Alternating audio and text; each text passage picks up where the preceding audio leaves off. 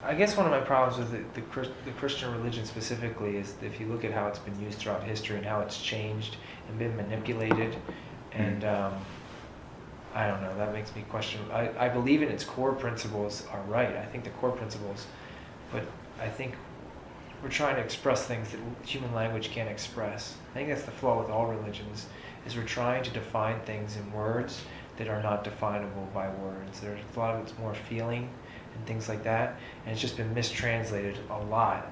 And it's just so much tradition is built behind it, and people don't, going back to when we talk about, like, no one knows what the fuck's going on, and people don't want to admit that a lot of it, we kind of understand it, and you can have that feeling, you can feel like God's spoken to you, you can have that out-of-body experience, or you can say it's the Holy Spirit, you can say whatever, put whatever human definitions you want on it, and everyone does it different ways, but there's no way to describe it because words don't describe it. Mm-hmm. So any of these texts and these things and these oral traditions that have been passed down are somewhat flawed because there's an inability there to actually describe that. I think it's not even stupid to believe that the Bible is actually like concrete, has to be real. Because there's people with intelligence that we equate to like a fourth grader now writing the first parts of the Bible. That's why you tell the first part of the Bible to kindergarten kids and preschoolers, and they're like, "This is awesome! We believe this! Yay, Noah's Ark!" And now I feel like my Satan sense just tingles. Like, you can't say that about the Bible.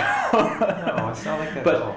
my point is, the Bible mutates and grows and evolves throughout its story. If you read the whole thing, and each way along the line, things get cut out, knowledge gets lost. Those people are trying to understand their small section of the story. Even the disciples, there's 12 different perspectives of the same Jesus story. Right. And they're all different. If you read the 4 Bibles in the fucking New Testament, I read all 4 of them, just like, yeah, the core is great, but what the fuck are these guys like talking about? They're getting these weird perspectives that don't really coincide. I'm just like, if you look at it seriously, you're just like, I need more information, guys. And that's why I personally, on a spiritual sense, would read more about this stuff and research other religions and see how they all came together. And have you ever gone to a Unitarian church? I did. I didn't stay though because it was too much fun and not enough spiritual talk for me. Which one? It's just everyone talking and having fun for me. It was out in California. Okay. It's not that I didn't mind it. I'm just like, it was more politics for me. I was talking like, what are we going to do for this cause? And I was like, that's great and all, but I want to talk about spiritual stuff personally. Huh. And then I got into the New Age movement a little bit and meditation, if you want to call it New Age. I think there's more to it than calling it New Age. people get turned off by that. Hindu and like Hindu and Buddhism. There's a lot of that's based around a lot of prayer and meditation.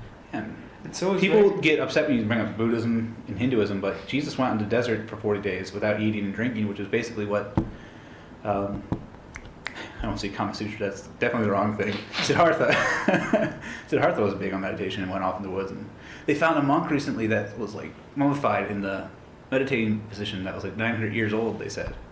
That just recently happened. You should look it up. It was kind of trippy. He just fucking died He like just that? died like that. That's kind of like Siddhartha back in the day. That's fucking crazy.